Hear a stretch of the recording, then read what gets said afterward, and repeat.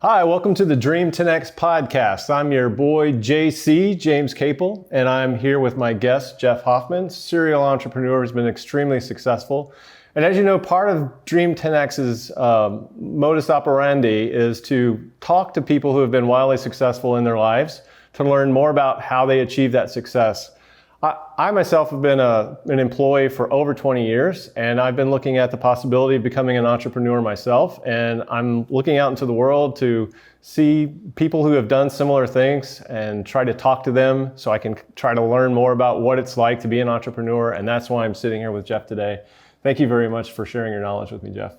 So Jeff, if you wouldn't mind telling me in a little bit what it was like to make that transition from being an employee when you first got out of college. You're trying to figure out what to do with your life, and how did you go through that process mentally of starting your own company? So JC, there's sort of two different drivers for becoming an entrepreneur, and I had been through both of them. One of them is freedom. It's the ability, and I'll talk about that in a second, to design and live your life the way you want, which didn't happen to me when I had a big corporate job. But the other one is not ever intending to be an entrepreneur, never even used the word, never heard the word. It's just that you want to fix things and make them better. So my first experience, well, actually I'll do it in the other order. How I got, because it was the desire to have freedom that drove me out of my corporate job. And there's no right or wrong here. Right? We're not telling people to be an entrepreneur, to have a corporate job or not. It's a DNA thing. But here's what happened. I have an engineering degree. You and I both studied computer science and software. Well, no, I studied political science. Oh, I thought, I was a political science major. That's right. So even longer road, but go ahead, sorry. Yes.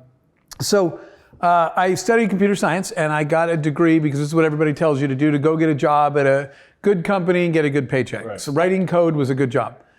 So I went to work for a big engineering firm, writing code. But one day, I'm going to just share the story with you. One day, the big boss comes walking into the building. He's so many levels above us, he's never been in our building. And our building is just a sea of engineering cubicles. And the boss walks up, and all of a sudden, he says, "Hoffman." And from all the sea of engineers, everyone's like, "Dude, he's calling you." So I walk over there. I said, "Yes, sir." And he puts his arm around me and walks away, and everybody's like, I don't know if you know, in corporate America, they call it prairie dogging. Because you know what prairie dogs do? They pop up out of their hole, they look around, they go back. Everybody's doing that in their cubicles. Whoa, the boss is talking to Jeff. And then he would turn and they'd all go back down. So he walks me over to the window, and he's like, "You know who I am?" I was like, "Everybody knows who you are, right? You're the senior vice president of the whole company. We've never seen him in the flesh before." And he said, "There's a management position open in this division now." I said, "Yes, sir, everybody knows that." And he said, "Do you want to be promoted to management?" I said, "I'm sure everybody here wants that job." And he said, "Jeff, I'm going to tell you how I'm going to decide who gets promoted to management." And he points out the window and he goes, "What do you see out there?" And I was like, "It's the parking lot. This is like a trick question. Is there a sign out there?" And I'm hearing like game show music ticking down in my head. I finally said, "Cars." And he goes, "That's right, cars." And I'm looking at my friends like, I'm passing the management exam, right? I have no idea what the hell's going on. But he's like, "You're right." And so he said, at the end of every day, he said, "I'm going to tell you how I decide who gets promoted here. At the end of every day, I come to this window and I look outside, and guess what I'm looking at?" And I was like, "Oh my God, question 2 on the quiz." And I had no time, so I said, "The cars." And he goes, "That's right." And I still have no idea what we're talking about here. And he said, "Here's who's going to get promoted in this company." He said, "Every day I come out here late at night, I look out the windows, and I see whose car is here last. The person whose car is here last is going to get the management job because they're most dedicated to this company." Right. I said, "Actually, no, that's Brian. He's a complete moron, and his car's here because he can't do his job." And the boss says nothing. And I'm just standing there. And he's like, "That's the person that's going to get the job, the most dedicated." I said, "He's the most incompetent. That's why his car's still here."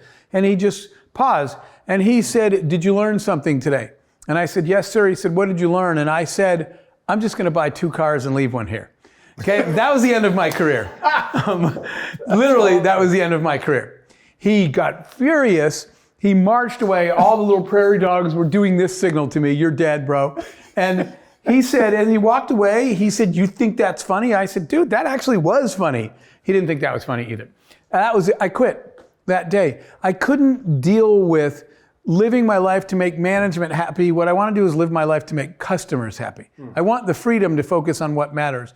So my entrepreneurial journey didn't start because I wanted to be an entrepreneur. It started because I wanted to live in a rational world where I took care of people and I focused on what mattered. I wanted the freedom to not have to have my career depend on people like that. Right. And actually, that's on page 16 of this book. It is. It's not the number of hours that you put in that creates value. It's not what you want to do. It's the amount of value that you create. Right. If one person can create the same value in 2 hours as it takes another employee 3 days, you don't penalize them, right?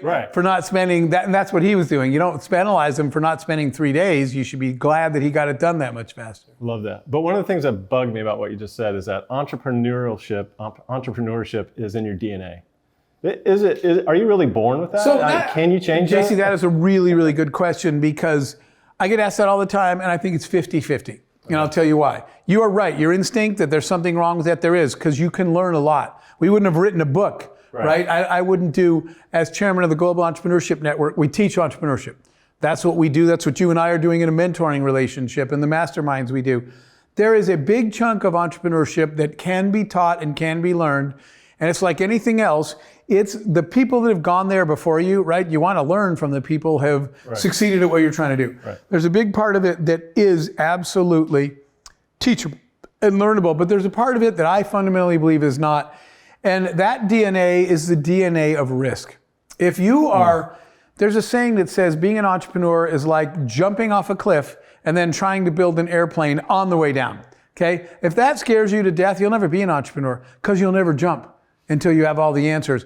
The people that were most successful in entrepreneurship, I actually remember a conversation I had about, I was talking to Elon Musk about SpaceX, but he told me something that blew me away. He made a little joke. He said, if Tesla fails, I'm going to need to sleep on your couch. I said, what? He said, Jeff, people don't know this, but I took 100% of my net worth. Every dollar I have, I put in that company. Either Tesla works or I need a couch to sleep on. That is a risk profile, right? Okay. That is an entrepreneur. And you don't have to go as extreme as him, but if risk scares you, you shouldn't do this. And you can't teach people that. It's in their blood. That's the DNA part. Okay. Speaking of risk and fear, what were some of the things what are one or two of the biggest fears that you had when you left to start your own business? And how did you wrangle those fears? Yeah, so when I announced I was quitting, the highest ranking technical person in the company, his name was Charles, called me into his office and he said, I heard you're quitting. And I said, yes, sir. He's the guy everybody in the company aspired to be. The highest rank you could be, he'd been there 26 years. And he, by the way, was also the smartest person I knew on the planet Earth. And he said, I heard you're quitting. I said, yes, sir. And he said, because you think you're smarter than everyone here? I said, I never said that. And he said, then why would you leave? It's not good enough for you? I said, I didn't say that either. And he said, so what are you going to do? I said, probably start my own business. And he said, oh, so you think you can create a business that does things better than somebody else? And I was like, kinda. And he said, what, you think you're going to go change an industry, right? And who knew we were going to change the travel industry? But I said, maybe. And he just shook his head laughing. And he wound up saying to me, right, this is the smartest person I know. By the way, he said to me, JC, he said, you'll never succeed in business. And I was like, why? And he said 3 reasons. And it was really interesting because here's what he told me. He said, you're not focused enough. He said, sometimes in this business, he said, you're too unfocused. You're working on, sometimes you got a lot of things going at once. He said, sometimes I take one thing and I work on it for 4 years. And he said, you're unfocused. You're trying to balance too many things. That you will fail for that. And I was like getting up and he said, there's another thing. And I said, what? And he said, you're literally the most impatient person I've ever met. You will fail at everything in business because you're too impatient. And he said, sometimes I wait for management and it takes them 6 months to reply to my memo. You have to be patient in business. And I get up and he says, one more thing. And I said, what? And he said, you have no respect for the rules and for your elders and for the people that designed the industry before you. You think you can do it better than the people that came before you. You have no respect for the rules. So you asked me what the fear was. The smartest person I know in the whole world just called me basically the dumbest person he knows. Right. And I went home all night and said, maybe I'm nuts. If all the smart people think I don't know what on earth I'm doing, but I'll tell you what the answer is. The answer is, and I'm going to summarize it this way, don't take baseball advice from golfers. I realized that day, that's like asking a golfer how to swing a baseball bat. Why don't you go get an MVP of the National League to show you how to swing a bat? He was a corporate guy, i.e. a golfer. I wanted to be an entrepreneur. He told me why I'd never make it as an entrepreneur. I had a lot of self-doubt. But I finally got a hold of a mentor as an entrepreneur. We had a long lunch, and he said, at the end, JC, he said, you're going to do really well as an entrepreneur. And I said, why do you think that? And he said, 3 reasons. And I said, I got to hear this. Yeah. And he said, first of all, you're a great multitasker. I said, really? Because yesterday I was out of focus. He said, you're going to have to multitask at the beginning. And he said another thing. And I said, what? And he said, you have this natural drive to get it done now, not tomorrow. I said, because yesterday that was impatience, right? Yeah. And he said, plus you have no fear. And I said, it was disrespect 2 days ago. Now it's no fear. He said, well, these are the requirements for entrepreneurship. They're the enemies of corporate America. So I think for people that have doubt, stop listening to the wrong people. Right. And how did you sounds like you got lucky. You found the right person to tell you. I hunted him down. Took months. Who was he? And how did you find him? He was a local business leader that I did not know. And every time I heard him speak or read about something in the media or whatever, he made sense to me. And here's the really simple answer to that. In order to find a mentor, I was trying to be in the airline industry. You don't find someone who's in the industry. That's a mistake people make. Find somebody who you want to be like when you grow up. I wanted to be Roger someday. That's great. And still, a lot of people say, I'm in travel, I'm in film, I need to find someone in the media industry. You need to find a human being that you want to be like when you grow up and let them mentor you. I can teach you skills. I can teach you software. I can teach you airlines. I, in theory, could teach you how to use this equipment, but I can't change your fundamental DNA of being a good person. So Roger was the guy I wanted to be when I grew up, and I just kept trying and trying till one day he said he would meet with me. Awesome. So find somebody that you respect and want to be like, and try to get them, that's the mentor relationship that's you want. That's why I'm here sitting with you today. You don't have to say that actually, but thanks. That's exactly why I'm here. I'm curious about kids, and so I struggle. I have 3 kids. And 2 are graduating from college. Yep. 1 just graduated from college, and I struggle with coaching them for helping them find what to do next in their life and be self-sufficient adults. What can you help me with that? How did you coach your kids? I'm pretty sure we're out of time, but thanks for having me on your show. That's hard. It's harder in today's world. But here's what I think now. That you're saying helping them find what their thing is. Here's the deal. You'll know it when you see it. And when people push it and try to force it, if they go out trying to find their thing and looking at it, they wind up talking themselves into something. The truth is, and it's hard, but you'll know it when you see it. And that's the best advice you can give your kids. But what the real advice is try stuff. When your kids think that failure is bad, failure, what's way worse? Not trying anything because you got some job you hate, but I'm not going to be a quitter, right? There's something way worse than, quote, quitting. It's waking up 7 years later and wishing you'd left 6 years ago because you hated the last 7 years. So that old thing about being a quitter, it's what you should be as a trier, an experimenter. And so the message I speak to youth all over the world now is I say, go out and try things. And if you like it, right? If it lights your fire, keep going. And if it doesn't, you can at least cross it off the list. That's not what their parents tell them. Right. Your parents tell you, pick a major so that at 22 when you graduate college, you've declared what you are for the rest. I am an accountant, right? What if you hate accounting? And then people are going to say, well, don't quit. I tell them there's something different. I say, go out and try things that appeal to you. You will fail, you will stumble, but at some point, if you try enough things and you're engaged in the world, you're going to stumble into something and you say, wow, this is totally what I was made to do my entire life. Awesome. Without being engaged, you'll never find that. Thank you. What do you think about college? Is college a valuable thing for kids to do, especially when they don't know what they're doing? So college is broken. I'm still a believer. I'm a believer for a lot of reasons. The educational model I don't like. The social model I like.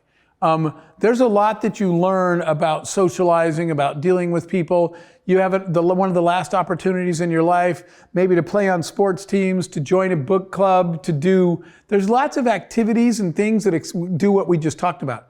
They expose you to all these people and opportunities that you might not get. Once I used to go to my cubicle every day. Right. I never talked to anybody after that. Right. But in school, there was all these opportunities to try things and meet people. So I like the social environment. I like the exposure to different beliefs and ideas and different kind of people, but the educational model itself is badly broken. Right. They don't really prep you. You don't get soft skills. They don't prep you for the world. They prep you to pass the LSAT or the MCATs or some test, right. And get into the next level, or just to get that first job because of how impressive you were on your grades or your tests. I don't like that part of it. Right. Cool. Thank you very much. My final question is, did you row port or starboard at Yale? It's funny you say that because you were a way better oarsman than I ever was. I rowed on the heavyweight crew, but I was in the second boat, and I rowed port. But I was always just a little bit behind. So, you do seat races, right? So we would do the seat races, and I would always come just that close to moving up to the number one boat. Never quite made it. Rowed in a lot of races, had an absolute blast, but I was a middle of the pack oarsman. Awesome. You were probably good, weren't you? I was okay, but I don't know. But you still row. I wasn't in the Ivy League. So. All right, but you still row. I still row. That's pretty cool to have such a passion and a hobby that you're, I think, going to turn into a business one day. I hope so, yeah. And that gives you that level of fitness. I loved rowing. Me too. Cool. Well, thank you so much for sitting down and talking to me. Thank you for having me today. It. You're amazing. Thank you.